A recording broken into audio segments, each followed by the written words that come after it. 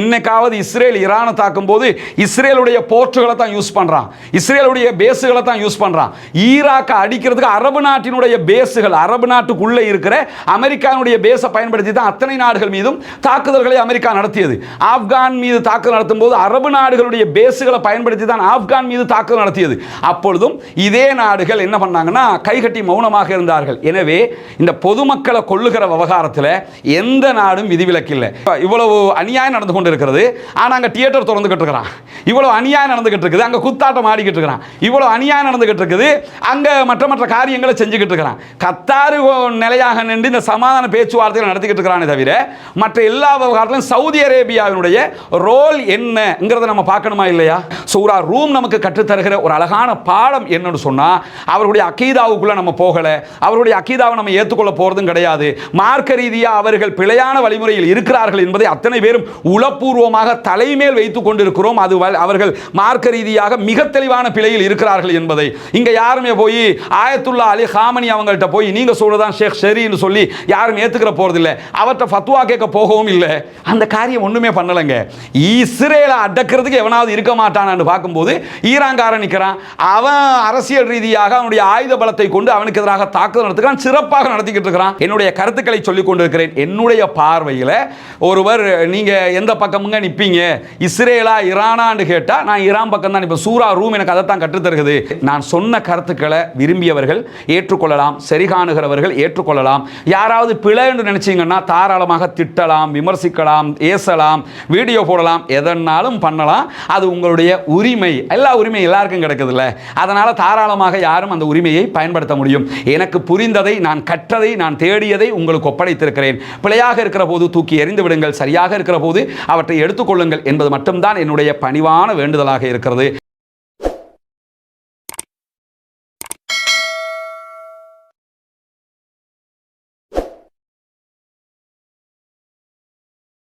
அஸ்ஸலாமு அலைக்கும் வரஹ்மத்துல்லாஹி வபரகாத்துஹு. அன்பிற்கினிய சகோதர சகோதரிகளே, நம் அனைவர் மீதும் ஏக இறைவனுடைய அமைதியும் கருணையும் உண்டாகட்டுமாக என்கிற உயரிய பிரார்த்தனைகளோடு ஒரு முக்கியமான சர்ச்சையான விவகாரத்தில் ஒரு தெளிவான நிலைப்பாட்டை பெற்றுக்கொள்ள வேண்டும் என்பதற்காக இந்த வீடியோவை இந்த இடத்துல நம்ம பதிவிடுகிறோம். அது என்ன விவகாரம் என்று சொன்னால் நமக்கெல்லாம் தெரியும். கடந்த 2 வருடங்களுக்கு நெருக்கமாக காசா மற்றும் பாலஸ்தீனத்தினுடைய வெஸ்ட் பேங்க் பகுதிகளில் இஸ்ரேலிய ஆக்கிரமிப்பு இராணுவம் தொடர் தாக்குதல்களை நடத்தி வருகிறது. அதே நேரத்தில் பாலஸ்தீனத்திற்கு ஆதரவாக தாக்குதலை ஆரம்பித்த ஹூதிகள் இருக்கக்கூடிய யமனுடைய பகுதிகள் மீதும் இஸ்ரேல் தாக்குதல்களை நடத்தி வருகிறது. நேற்றைய தினம் தாக்குதல்களை நடத்தி இருக்கிறது. அதே போன்று பாலஸ்தீனத்திற்கு ஆதரவாக தாக்குதலுக்கு தயாராகி வந்த ஹெஸ்புல்லாக்களை இலக்கு வைத்து லெபனான்ல ஒரு பாரிய தாக்குதல்களை இஸ்ரேல் நடத்தி இருந்தது. தற்போது 2 பேருக்கும் இடையில ஒரு சீஸ்ஃபயர், யுத்த நிறுத்த ஒப்பந்தம் உருவாகி இருப்பதை நம்ம பார்க்கிறோம். அதே மாதிரி காசா மக்களுக்கு ஆதரவாக யார் வந்தாலும் அவர்களை இலக்கு வைத்து தொடர்ந்து இஸ்ரேல் தாக்குதல்களை நடத்தி வருகிறது.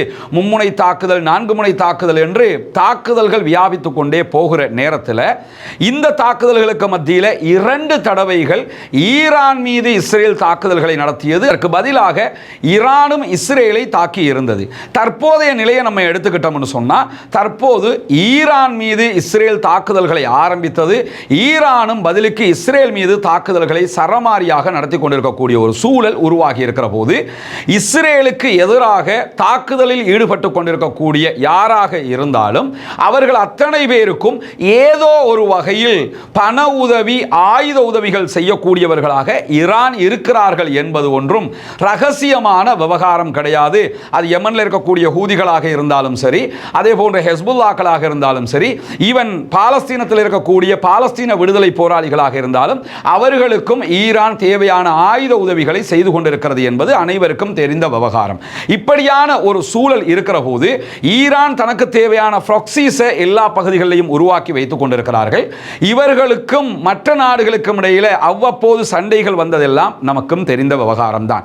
இதை தாண்டி நீங்க போய் பார்த்தீங்கன்னா மத்திய கிழக்கில் ஏற்பட்ட மிகப்பெரிய 2 அநியாயங்கள். ஒன்று, ஈராக் தாக்கப்பட்டது அமெரிக்கா, அதே போன்று அமெரிக்காவினுடைய நேச நாடுகளால. அதே மாதிரி ஆப்கானிஸ்தான் மொத்தமாக அழிக்கப்பட்டது. இந்த 2 சம்பவங்கள் மத்திய கிழக்கிலே பாரிய அதிர்வலைகளை உண்டாக்கிய சம்பவங்கள். அதை தாண்டி இன்னொரு சம்பவம் நடைபெற்றது. யமன்ல ஹூதிகள் உள்நாட்டு கிளர்ச்சியில் ஈடுபட்டு ஈடுபடுகிற போது உள்நாட்டு அரசாங்கத்துக்கும் யமனிகள் உள்நாட்டு அரசாங்கத்திற்கும் ஹூதிகளுக்கும் இடையிலான சண்டை நடக்கிற அந்த சந்தர்ப்பத்தில் சவுதி அரேபியா ஹூதிகளுக்கு எதிராக வலிய வந்து தாக்குதல்களை நடத்தினார்கள். அதில் பல பொதுமக்கள் அங்கேயும் கொல்லப்பட்டிருக்கிறார்கள். ஹூதிகள் ஆயுதம் ஏந்திய கிளர்ச்சி படையைச் சேர்ந்தவர்களும் கொல்லப்பட்டார்கள்.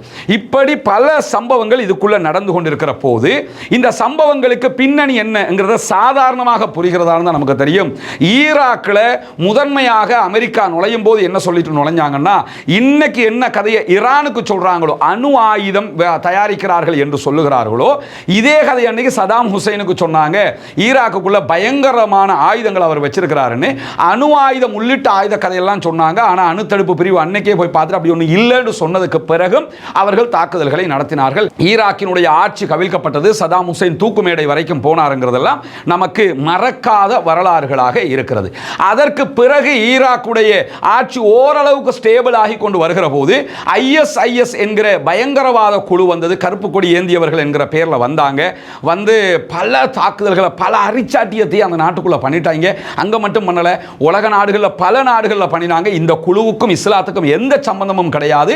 ஆனால் அந்த குழுவும் வந்து ஈராக்கில் இவ்வளவு பெரிய அழிவை உண்டாக்கிய காட்சிகளை நம்ம பார்த்திருக்கிறோம். சதாம் ஹுசைனை அழிப்பதற்காக வருகிறோம் என்று சொன்ன அதே அமெரிக்கா இருக்கிற போதே இந்த ISIS குழுவும் உருவானது மட்டுமல்லாம அவங்க சிரியா மற்ற நாடுகளில் பல பகுதிகளையும் கைப்பற்றி ஒரு சில காலங்கள் வைத்துக் கொண்டிருந்ததெல்லாம் நமக்கு தெரியும். பிற்பட்ட நாட்களில் என்ன நடந்தது என்று சொன்னால், அப்படியே அவர்களுடைய தாக்கங்கள் ஏற்பட்டு கொண்டே வந்தது. அவர்கள் அழிக்கப்பட்டார்கள், கொஞ்சம் பேர் மீதியாகி இருந்தார்கள் என்கிற நிலை தாண்டி இந்த IS குழு ஈரானுடைய பல பகுதிகளிலும் தாக்குதல்களை நடத்தியது. சிரியாவில் அப்ப இருந்த அசாதினுடைய ஆட்சிக்கு எதிராக தாக்குதல்களை நடத்தியது.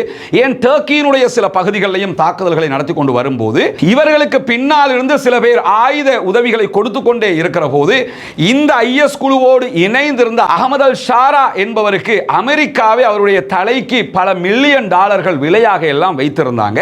பிற்பட்ட நாட்கள் நமக்கு தெரியும். இந்த காசா போர் ஆரம்பிக்கப்பட்டதற்கு பிறகு சிரியாவினுடைய ஆட்சி கவிழ்ப்பு கொண்டு வரப்பட்டது. அசாத் நாட்டை விட்டு ஓடினாரு.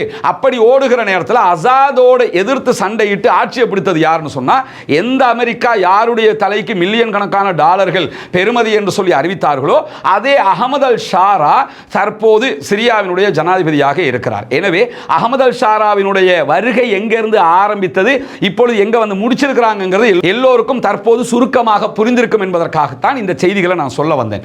இப்படி நீங்க பாத்தீங்கன்னு சொன்னா IS அப்ப உருவாக்கினது யாரு, IS அழிக்கிறோம் என்று வந்தது யாரு, இப்ப IS கொண்டு வந்து யார் எந்த இடத்துல வைத்துக் கொண்டிருக்கிறார்கள். அப்படி வைத்ததற்கு பிறகு இன்னைக்கு ஈரான் மேல தாக்குதல் நடத்தப்படுகிற போது கூட பெட்ரோல் நிரப்புவதற்கு, சூப்பர் பெட்ரோல் நிரப்புவதற்கு இஸ்ரேலுடைய ஜெட் விமானங்களுக்கு தேவைப்படுகிற போது சிரியாவுக்கு மேல நின்று தான் அதெல்லாம் செஞ்சுக்கிட்டு இருக்கிறாங்க. ஆனா யாருமே அதை பத்தி கேள்வி கூட எழுப்பல. பாத்தீங்களா? ஏன்னா அவர்களுக்கு ஆதரவாக மாறிவிட்டார்கள் என்பது எல்லோருக்கும் தெரியும். இந்த சூழல்கள் எல்லாம் நடந்து கொண்டிருக்கிற சந்தர்ப்பத்தில் ஈராக் அளிக்கப்படுகிறது. அப்பொழுதும் சவுதி அரேபியா உள்ளிட்ட அனைத்து அரபு நாடுகளும் கைகட்டி பார்த்து கொண்டிருந்தது.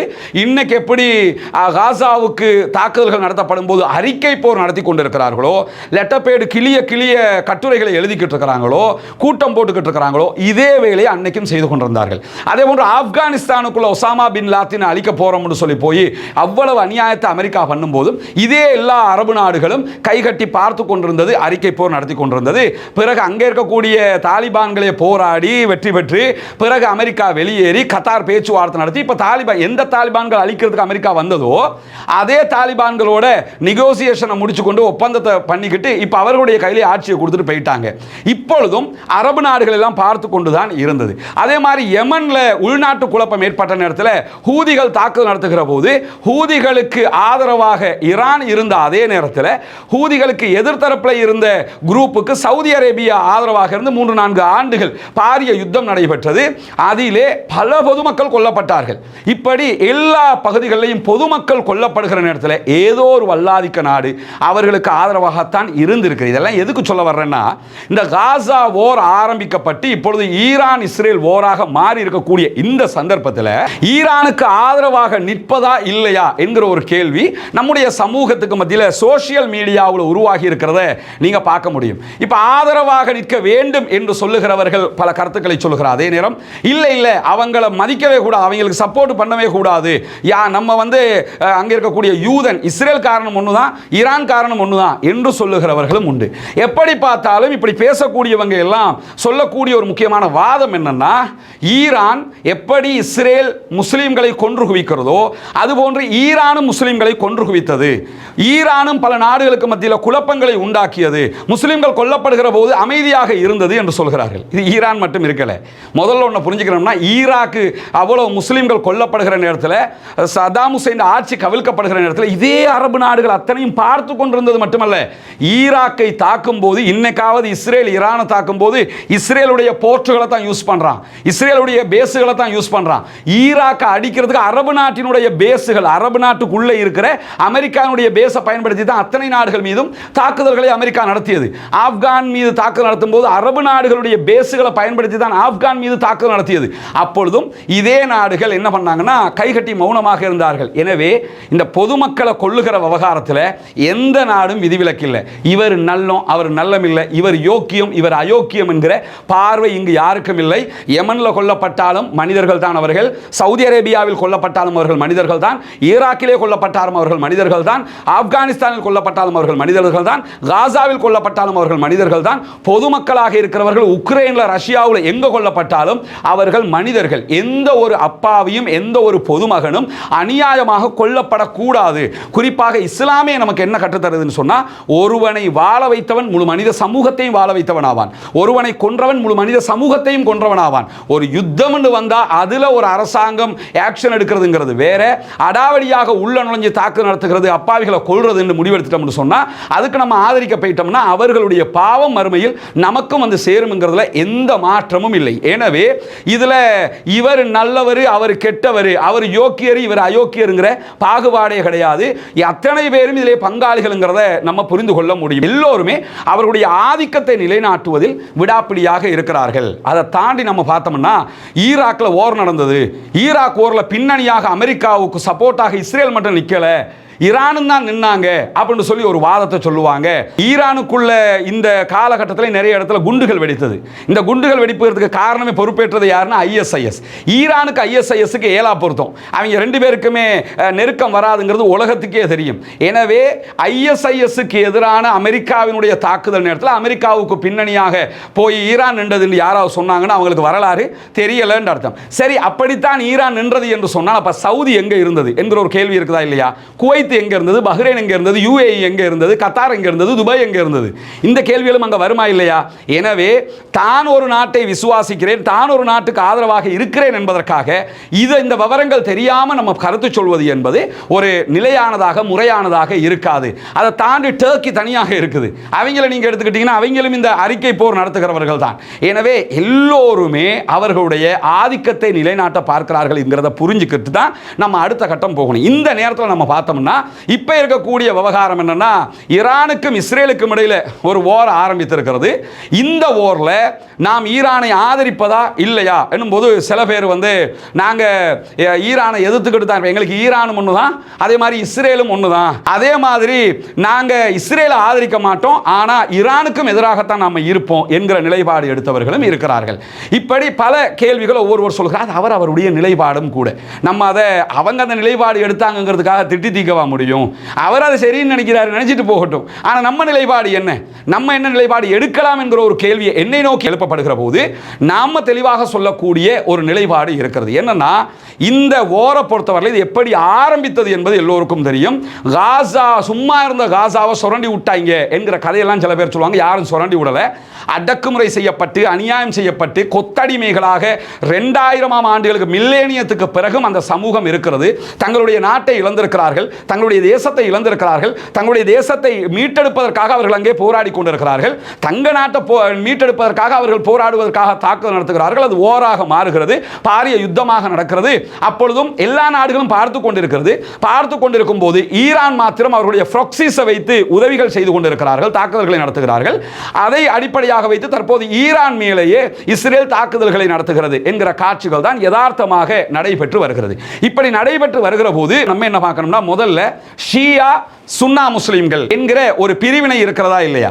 இந்த பிரிவினைக்கு நடுவில் நின்று நம்ம பார்த்தோம்னு சொன்னா, என்னை பொறுத்தவரையில் நான் நேற்று, இன்றைக்கு, இன்ஷா அல்லாஹ் நாளைக்கு எப்பொழுதுமே நான் ஒரு ஏகத்துவவாதி, தௌஹீதுவாதி என்பதில் எனக்கு எவ்விதமான மாற்று கருத்தும் கிடையாது. நான் குர்ஆன்ல அல்லாஹ் சொன்னால் அதை ஏற்று நடப்பேன். நபிகள் நாயகம் ஸல்லல்லாஹு அலைஹி வஸல்லம் அவர்கள் சொன்னதாக ஆதாரபூர்வமான நபிமொழிகள் இருக்கிற போது அந்த விவகாரங்களை நான் எடுத்து நடப்பேனே தவிர, இதை தாண்டி யாரு மார்க்கம் என்று சொன்னாலும் அதை நான் ஏற்றுக்கொள்வதில்லை. இஸ்லாம் நமக்கு கற்றுத்தந்த ஒரு செய்தி என்னன்னா, குல் இன் குன்தும் துஹிப்பூனல்லாஹ ஃபத்தபிஊனி, நபியே நீங்கள் அந்த மக்களிடத்தில் போய் என்ன சொல்லுங்கன்னா, நீங்கள் அல்லாஹ்வை நேசிக்கிறவர்களாக இருந்தால் நபியாகிய என்னை பின்பற்றுங்கள் என்று பிரச்சாரம் செய்யுங்கள். அப்ப நம்ம அல்லாஹ்வை கடவுள், இறைவன் என்று நாம ஏற்றுக்கிட்டோம்னு சொன்னா யாரை பின்பற்றணும்னா முஹம்மது நபியை தான் பின்பற்றணும். முஹம்மது நபியை பின்பற்றுறது என்னன்னு சொன்னா அவருடைய சொல்லு, செயலு, அங்கீகாரம். எந்த ஒரு விவகாரத்திலையும் முஹம்மது நபி சொல்லி இருக்கிறாங்களா, முஹம்மது நபி செஞ்சிருக்கிறாங்களா, முஹம்மது நபி அங்கீகரிச்சிருக்காங்களா, இந்த மூணு இருக்குதா நம்ம செஞ்சிடலாம். அதை தாண்டி முஹம்மது நபி செய்யல, முஹம்மது நபி சொல்லல, முஹம்மது நபி அங்கீகரிக்கல, எவ்வளவு பெரிய மகான் சொன்னாலும், எவ்வளவு பெரிய அறிஞர் சொன்னாலும், எவ்வளவு பெரிய அறிவாளிகள் சொன்னாலும் அதை மார்க்கமாக ஏற்றுக்கொள்ள கூடாது என்பது என்னுடைய தத்துவம் அல்ல, இஸ்லாத்தினுடைய அடிப்படை விதியாக இருக்கிறது.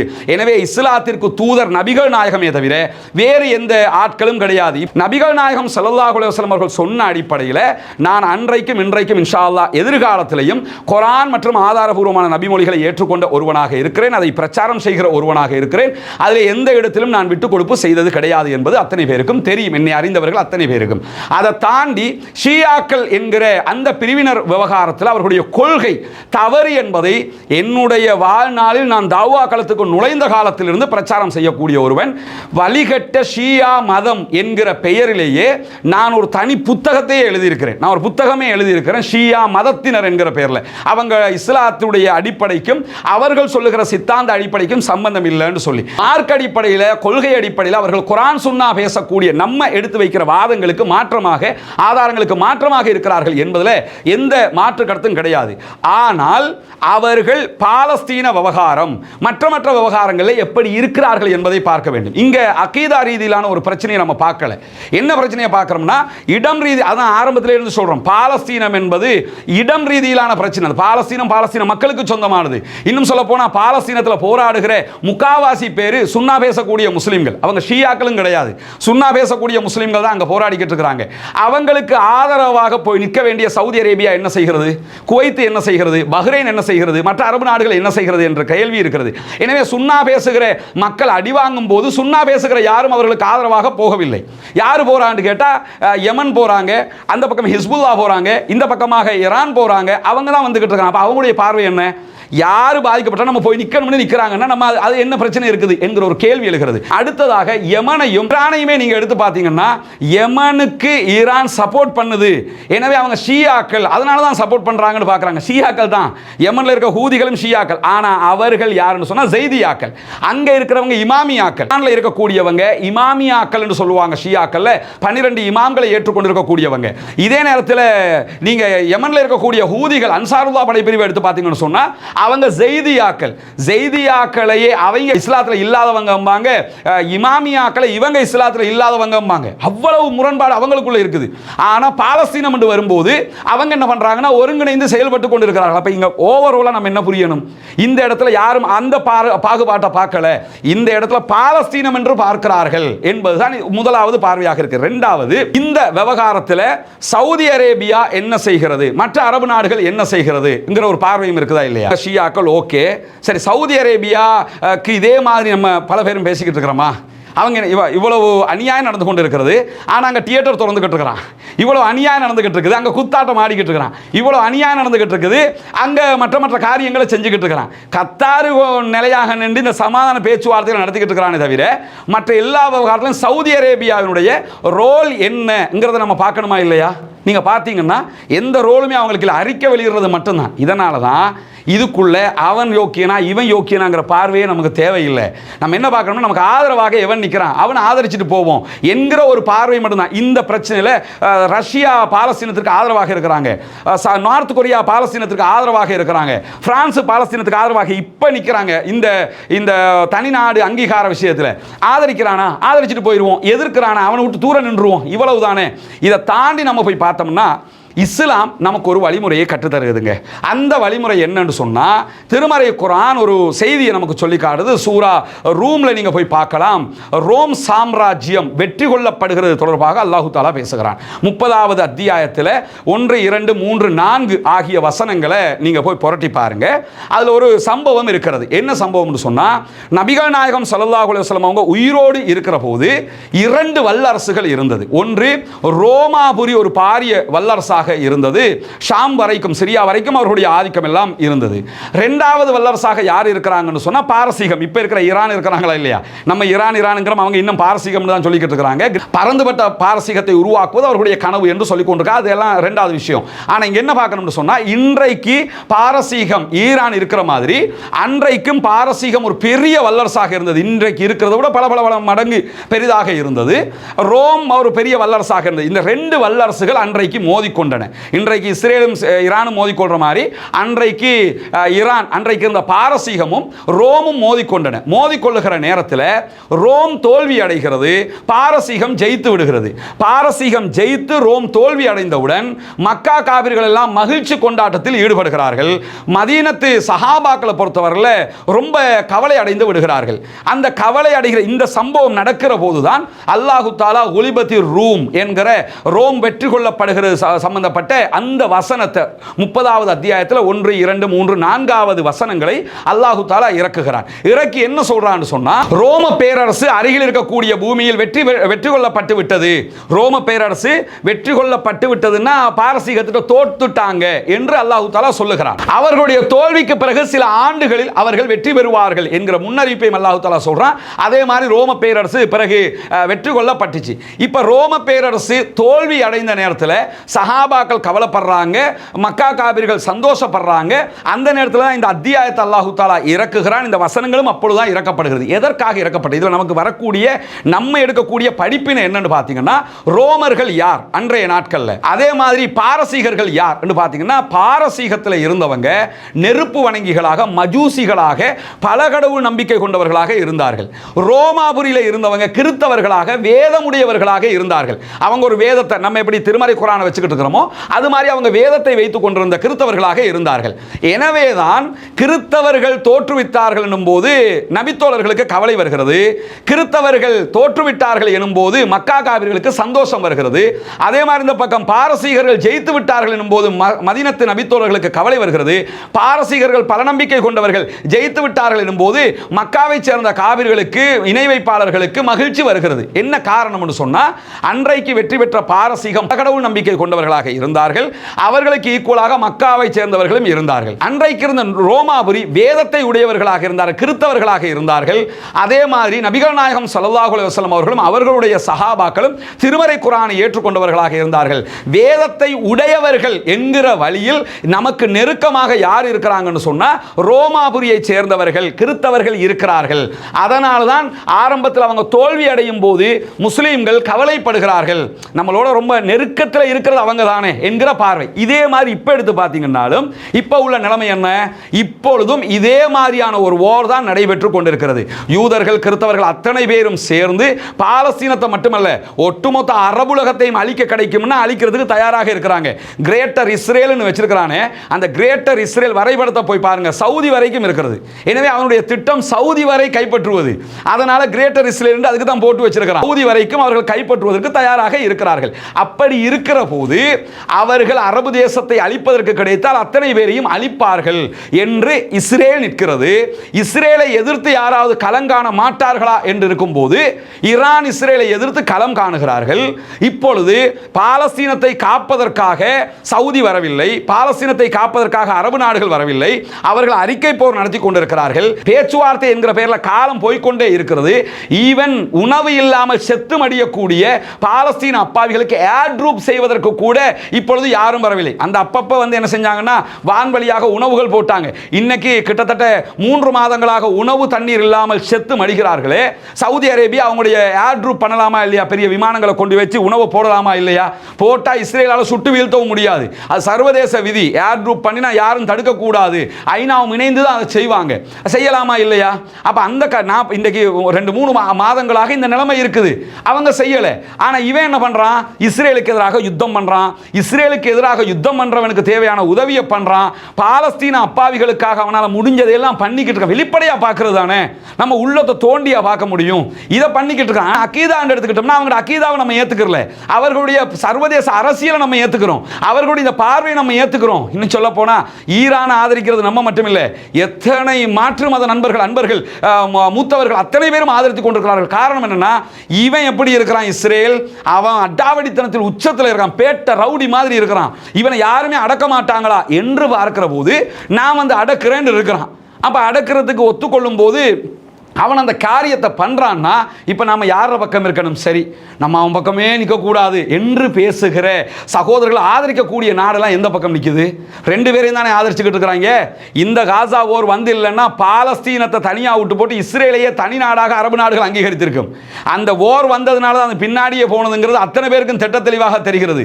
அதை தாண்டி நீங்க பார்த்தீங்கன்னா இன்றைக்கு ஈரானும் சவுதி அரேபியாவும் ராஜதந்திர ரீதியில் இணங்கி போகிற நாடுகளா இல்லையா? இணங்கி போகிற நாடுகள்.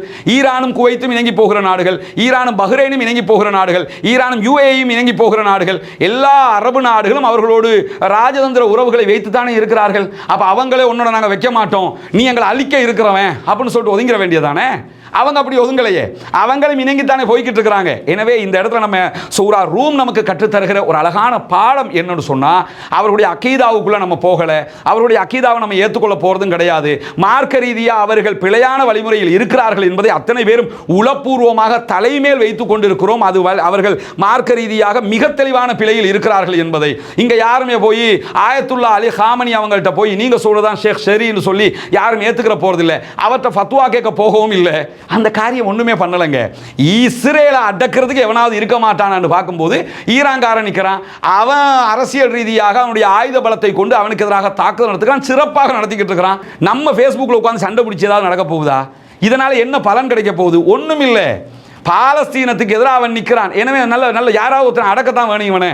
அதனால நல்ல காரியம் பண்ணிட்டு போறான். இவ்வளவுதானே சொல்ல போறோம், வேற ஒண்ணுமே கிடையாது. எனவே இங்க ஈரானா சவுதி அரேபியாவா, ஈரானா இஸ்ரேலா, இஸ்ரேலா சவுதி அரேபியாவா என்கிற பேச்சை பேசுறதுனால எவ்வளவு தூரம் நலவு நடக்க போகுதுங்கிறத பாருங்க.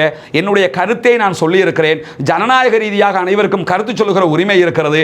நாம சொல்றதுனால எந்த நாட்டுக்கும் போய் நம்ம கொடி பிடிக்க போறது இல்லை. கொடி பிடிக்க வேண்டிய தேவை பர்சனலி எனக்கு இல்லை. என்னுடைய கருத்துக்களை சொல்லிக் கொண்டிருக்கிறேன். என்னுடைய பார்வையில் ஒருவர் நீங்க எந்த பக்கமுங்க நிற்பீங்க, இஸ்ரேலா ஈரானான்னு கேட்டா நான் ஈரான் பக்கம் தான். இப்ப சூரா ரூம் எனக்கு அதை தான் கற்றுத்தருகிறது. எல்லா நாடுகளையும் அடக்கி ஆளுகிற அடிமைப்படுத்துகிற வேலையில இவன் செய்ய பார்க்கறான். அவன் அப்படி செய்ய பார்க்கல. அவன் முடிஞ்ச அளவுக்கு தன்னை பாதுகாத்துக் கொள்ள பார்க்கறான். அப்படி இருக்கும்போது பாலஸ்தீனத்திற்காக யாராவது நிற்க மாட்டாங்களான்னு எதிர்பார்க்கிறோம். ஈரான்காரன் வந்து நிற்கிறான். பாலஸ்தீன மக்கள் கொல்லப்படுறாங்க, அவன் வந்து நிற்கிறான். பாலஸ்தீன மக்கள் கொல்லப்படுகிற போது பல நாடுகளும் தியேட்டர் திறக்கிறாங்க, குத்தாட்டம் போடுறாங்க, கூத்துக்களை நடத்துறாங்க, அனாச்சாரத்தில் ஈடுபடுறாங்க. அவன் வந்து என்ன பண்றான்னு சொன்னா, நான் நிப்பேன்டா, வேண்டியதை பாரு, எனக்கு அடிச்ச நான் திருப்பி அடிப்பேன்டாங்கிறான். எனவே வெளிப்படையாக இதை மட்டும் தான் பார்க்க முடியும். உள்ளங்களை அழிந்தவன் அல்லாஹ். உள்ளங்களை அறிகிற அந்த மெஷின் ஒன்றும் என்கிட்ட கிடையாது. அல்லாஹ் அப்படியான ஒரு தன்மையை மனிதர்களுக்கு தரல. அல்லாஹ் மட்டும்தான் கல்பு அறியக்கூடியவன். எனவே வெளிப்படையாக அவர்கள் மார்க்க ரீதியாக பிழையான தத்துவத்தில் இருக்கிறார்கள். அதை ஒருபோதும் நான் ஆதரிக்கவும் இல்லை, சுன்னா பேசுகிற யாரும் ஆதரிப்பதும் இல்லை. அவர்களுடைய கொள்கை கோட்பாடுகள் பிழை என்று நேற்று இன்றைக்கு நாளைக்கும் பிரச்சாரம் செய்வோம். அதில் எந்த மாற்றமும் இல்லை. ஆனால் அரசியல் ரீதியாக இந்த இடத்துல குரான் காட்டி தந்த வழிமுறை பிரகாரம் நம்ம எந்த பக்கம் நிற்போம் என்று சொன்னா, இந்த இஸ்ரேலா ஈரானா என்றால் ஈரான் பக்கம் தான் நிற்போம்ங்கிறதுல எந்த விதமான மாற்று கருத்துக்களும் கிடையாது. நான் சொன்ன கருத்துக்களை விரும்பியவர்கள் ஏற்றுக்கொள்ளலாம், சரிகாணுகிறவர்கள் ஏற்றுக்கொள்ளலாம். யாராவது பிழை என்று நினைச்சீங்கன்னா தாராளமாக திட்டலாம், விமர்சிக்கலாம், ஏசலாம், வீடியோ போடலாம், எதனாலும் பண்ணலாம். அது உங்களுடைய உரிமை. எல்லா உரிமையும் எல்லாருக்கும் கிடைக்குதுல்ல. அதனால தாராளமாக யாரும் அந்த உரிமையை பயன்படுத்த முடியும். எனக்கு புரிந்ததை, நான் கற்றதை, நான் தேடியதை உங்களுக்கு ஒப்படைத்திருக்கிறேன். பிழையாக இருக்கிற போது தூக்கி எறிந்து விடுங்கள், சரியாக இருக்கிற போது அவற்றை எடுத்துக்கொள்ளுங்கள் என்பது மட்டும்தான் என்னுடைய பணிவான வேண்டுதலாக இருக்கிறது.